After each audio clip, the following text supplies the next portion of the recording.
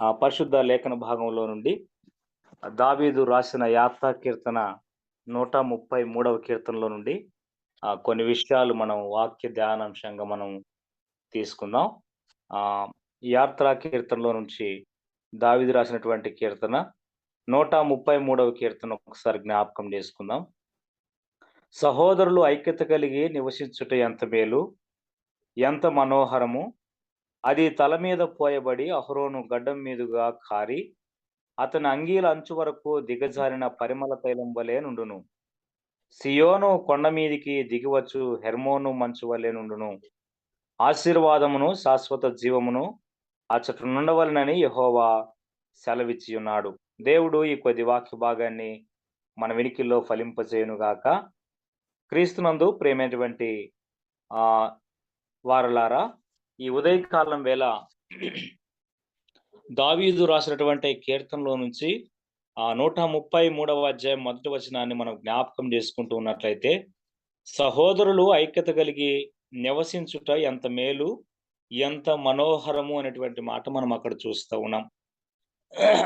మనోహరము అనేటువంటి మాట ఓ ఆహ్లాదకరమైనటువంటి వాతావరణాన్ని సృష్టించగలిగేటువంటి ఓ మహోన్నతమైనటువంటి ఆ ఒక మంచి విషయాన్ని ఇక్కడ మనం చూడవచ్చు. ఏంటి అంటే సహోదరుల ఐక్యత కలిగి ఉండడం ద్వారా, మరి నివసించుట ద్వారా అది మనోహరంగా కనపడుతుంది అని ఈ కీర్తనకారుడు మాట్లాడుతున్నాడు. కారణం ఏంటి అంటే, దావీదు కీర్తనకారుడు విశేషమైనటువంటి తన కుటుంబ జీవితాన్ని మనం గమనించినట్లయితే, మరి చాలా మంది కుమార్తెలు వారి ఒక కుటుంబంలో నివాసం చేస్తూ ఉన్నారు. అందుకనేనేమో మరి చాలా అన్నదమ్ముల మధ్య పొరపచ్చులు ఉండడం ద్వారానో, లేదా మరి సహోదరుల మధ్య ఐక్యత లేకపోవడం వలనో ఆయన తన జీవితంలో ఒక వ్యతిరేకతను అనుభవించడం చూసి ఉండవచ్చు. అందుకనే ఆయన మాట్లాడుతూ ఏమంటున్నాడంటే, సహోదరులు ఐక్యత కలిగి నివసించుట ఎంత మేలు, ఎంత మనోహరము అనేటువంటి మాట మాట్లాడుతూ ఉన్నాడు. కాబట్టి ఈ దినాలలో కూడా మరి దేవుడు ఐక్యతని కోరుతూ ఉన్నాడు. మనం దేవునితో ఐక్యమవ్వడం గాని, సంఘంలో విశ్వాసుల సమూహము ఐక్యత కలిగి ఉండడము దేవుడు ఇష్టపడుతూ ఉన్నాడు. కానీ నేటి క్రైస్తవ సమాజంలో ఐక్యత అన్నది చాలా కరువైనటువంటి పరిస్థితిని మనం చూస్తూ ఉన్నాం. కుటుంబాల్లో ఐక్యత లేకపోవడం, సంఘాల్లో ఐక్యత లేకపోవడం, సమాజాల్లో ఐక్యత లేకపోవడము అనేటువంటిది మనం చూస్తూ ఉన్నాం. అంత మాత్రమే కాకుండా మతాల మధ్య ఐక్యత లేకపోవడం. మన భారతదేశం భిన్నత్వంలో ఏకత్వమైనప్పటికీ మరి ఆదమరిచినటువంటి జనాలు ఆ విషయాన్ని గుర్తించక ఐక్యతని భంగపరిచేటువంటి అనేకమైనటువంటి కార్యక్రమాలు కొనసాగిస్తూ ఉన్నారు నేటి సమాజంలో. మన యొక్క ఎంబీ సంస్థలో కూడా మరి ఐక్యతని దెబ్బతీసేటువంటి విషయాలు చాలా విషయాలే జరుగుతూ వస్తూ ఉన్నాయి చాలా సంవత్సరాలుగా. కాబట్టి ఒక తాటిపై ఒకే ఆత్మను కలిగి, ఒకే దేవుని కలిగినటువంటి మనము మరి ఒకే విధంగా అనుసరించకపోవడం, ఒకే విధానాన్ని అవలంబించకపోవడం అనేది చాలా బాధాకరమైనటువంటి విషయమే. కాబట్టి అలా కొనసాగడం, అలా ఉండడము దేవునికి మనోహరంగా కనబడతా ఉంది అని దావీదు కీర్తనకారుడు మాట్లాడుతూ ఉన్నాడు. కాబట్టి సహోదరుల యొక్క ఐక్యత దేవుని దృష్టిలో మనోహరమైనటువంటిది అనేటువంటి విషయాన్ని ఈ లేఖన భాగాల ద్వారా నేను తెలియజేస్తూ ఉన్నాను. కాబట్టి ప్రియమైనటువంటి వారలారా, ఈ ఉదయకాలం మనం ఎంబీ సంస్థ క్షేమం కోసం మనం ప్రార్థిస్తూ ఉండగా, మనం సహోదర భావం కలిగి, మనం ఐక్యత కలిగి, మనం మన భక్తి జీవితంలో ముందుకు కొనసాగేటువంటి వారిగా ఉండాలి. మొదటిగా మనం క్రీస్తుతో ఐక్యపరచబడాలి.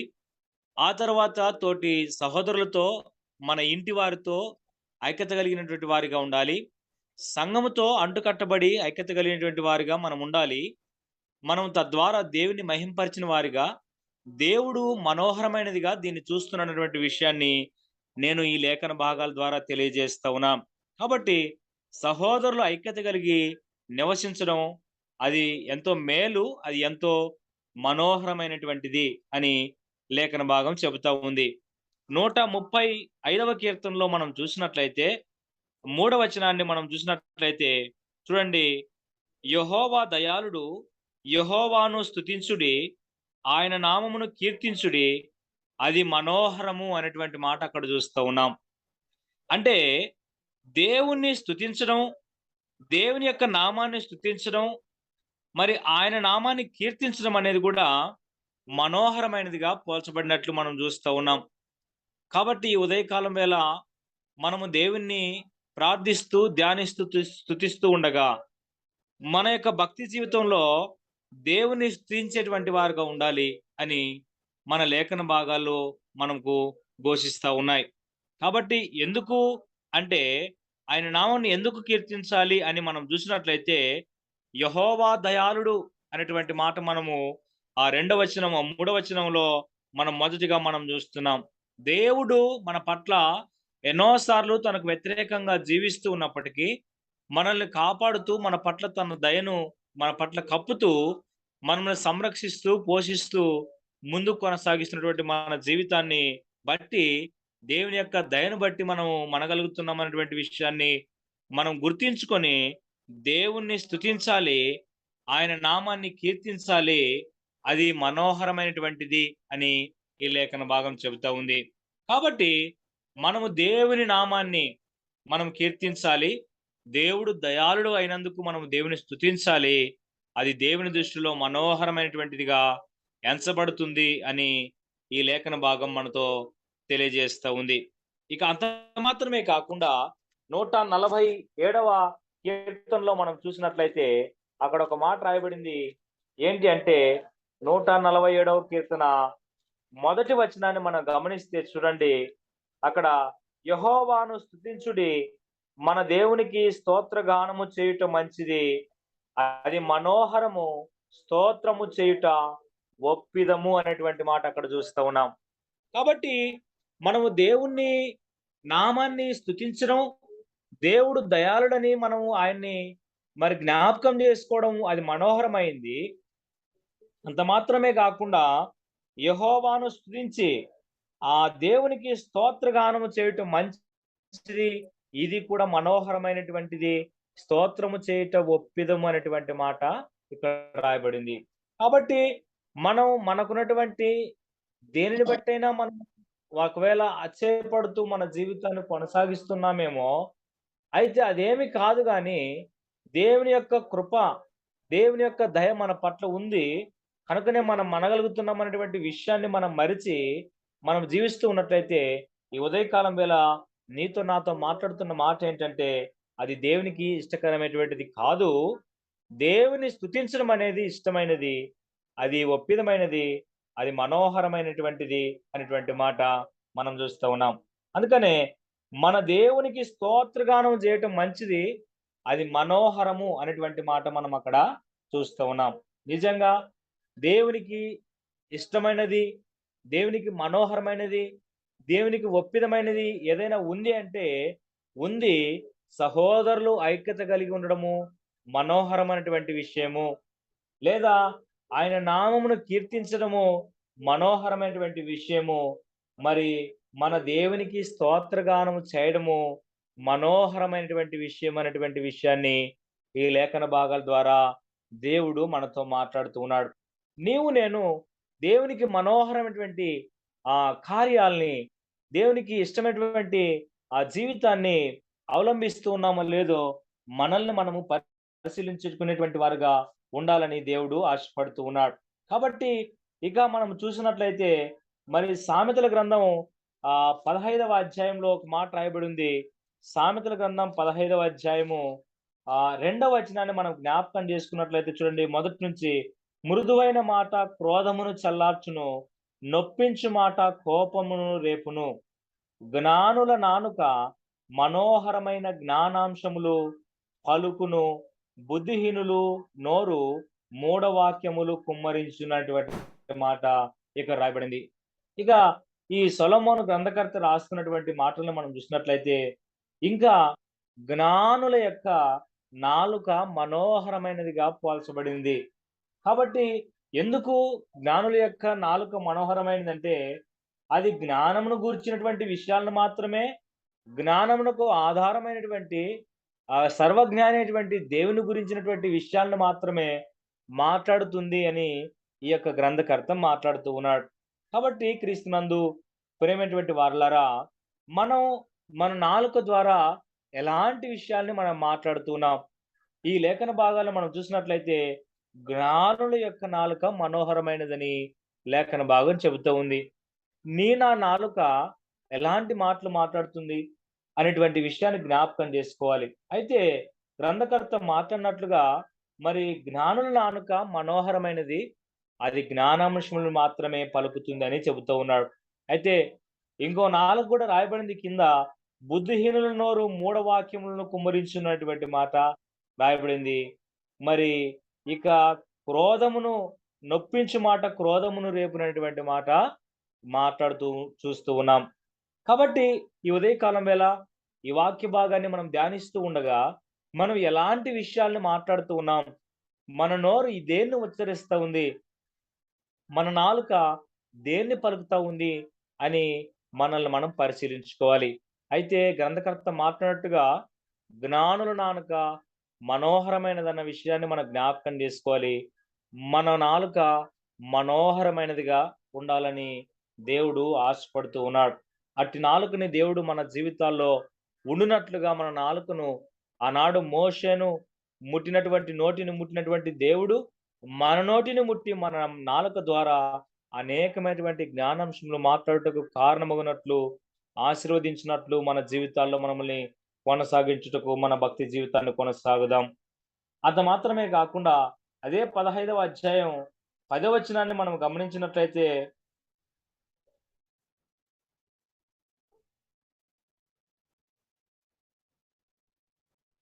10వ వచనాన్ని మనం గమనించినట్లయితే చూడండి, అక్కడ ఒక మాట రాయబడింది. ఏమని రాయబడిందంటే, జ్ఞానమును నీ హృదయమున జొచ్చును, తెలివి నీకు మనోహరముగా ఉండును అనేటువంటి మాట రాయబడింది. 15వ అధ్యాయం సామెతల గ్రంథం 10వ వచనాన్ని మనం గమనించినట్లయితే ఆ మాట మనం చూస్తా ఉన్నాం. సారీ, అక్కడ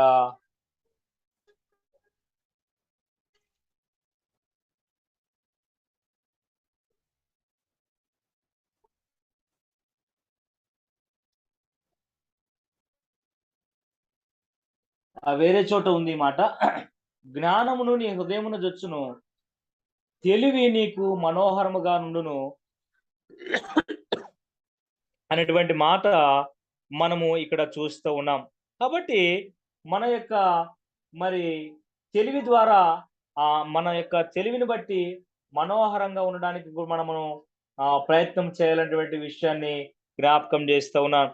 అదే 15:23లో సరిగా ప్రత్యుత్తరం ఇచ్చువానికి దాని వలన సంతోషము పుట్టును, సమయోచితమైన మాట ఎంత మనోహరం అనేటువంటి మాట మనం అక్కడ చూస్తూ ఉన్నాం.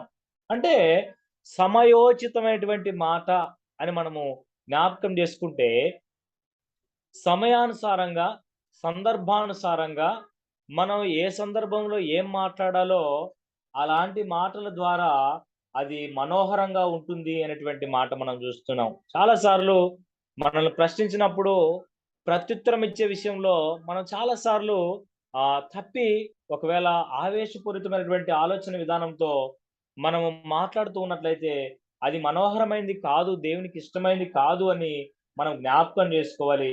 అందుకనే సరిగా ప్రత్యుత్తరం ఇచ్చిన వానికి దాని వలన సంతోషము పుట్టును అనేటువంటి మాట ఉంది.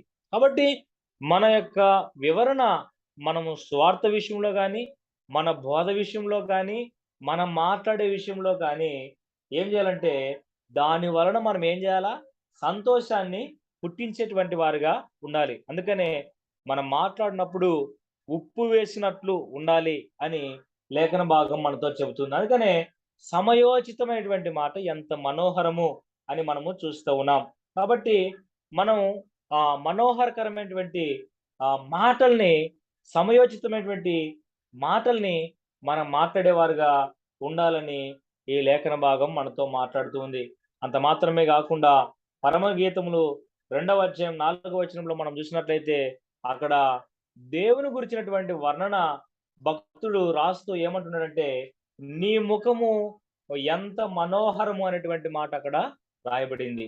అంటే దేవుని వర్ణన, దేవుణ్ణి వర్ణించడం అనేటువంటిది మనం చూస్తే, అక్కడ దేవుని యొక్క ముఖము మనోహరమైనదిగా మనము చూస్తా ఉన్నాం.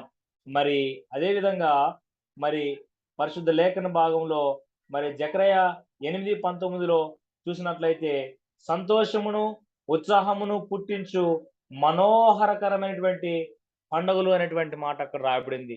ఏది ఏమైనప్పటికీ ఈ ఉదయకాలం వేళ దేవునికి మనోహరకరమైంది ఏదైనా ఉందా అని మనము ఆలోచన చేయగలిగితే, మనం జ్ఞాపకం చేసుకోగలిగితే, సహోదరులు ఐక్యత కలిగి వసించుట మరి మేలు, అది మనోహరకరమైనటువంటిది అని లేఖన భాగం చెబుతా ఉంది.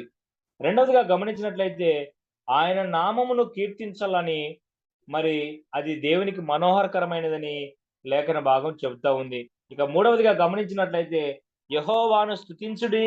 ఆయన ఆయనకు అంటే దేవునికి స్తోత్రగానము చేయుట మంచిది. అది మనోహరకరమైనటువంటిది అని లేఖన భాగం చెబుతూ ఉంది.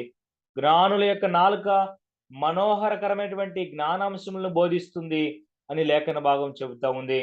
అంత మాత్రమే కాకుండా మరి జ్ఞానము నీ హృదయమును జొచ్చును, తెలివి నీకు మనోహరముగా నుండును అనేటువంటి మాట మనం చూస్తూ ఉన్నాం. చాలా సార్లు మనకు మనోహరకరమైనటువంటిదిగా మన తెలివి, మన జ్ఞానం, మన నాలుక ఉండాలని దేవుడు ఆశపడుతూ ఉన్నాడు.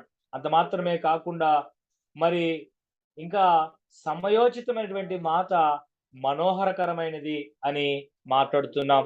అన్నిటికి మించి దేవుని యొక్క ముఖము మనోహరకరమైనదని ఈ లేఖన భాగం మనతో చెబుతా ఉంది. కాబట్టి మన జీవితాల్లో మనోహరకరమైనటువంటి జీవితాలుగా అందమైనటువంటి, ఆహ్లాదకరమైనటువంటి వాతావరణాన్ని మనం కొనసాగించేవారుగా ఉండాలంటే, దేవుణ్ణి స్తుతించి, దేవుని నామాన్ని కీర్తించి, మనోహరకరమైనటువంటి మాటలు పలుకుతూ, మన నోటిని కాచుకొని, మనం విశ్వాస జీవితంలో సహోదరుల పట్ల ఐక్యత కలిగి మన భక్తి జీవితాన్ని ముందుకు కొనసాగిస్తే, దేవుడు మనకిష్టమైనటువంటి మరి ప్రతి విషయంలో తోడుగా ఉండి, మరి తన ఆహ్, తన యొక్క సహవాసంలో మనల్ని దేవుడు ఆశీర్వాదకరంగా మారుస్తాడని మనము నమ్మగలిగినటువంటి వారుగా ఉండాలని దేవుడు ఆశపడుతూ ఉన్నాడు.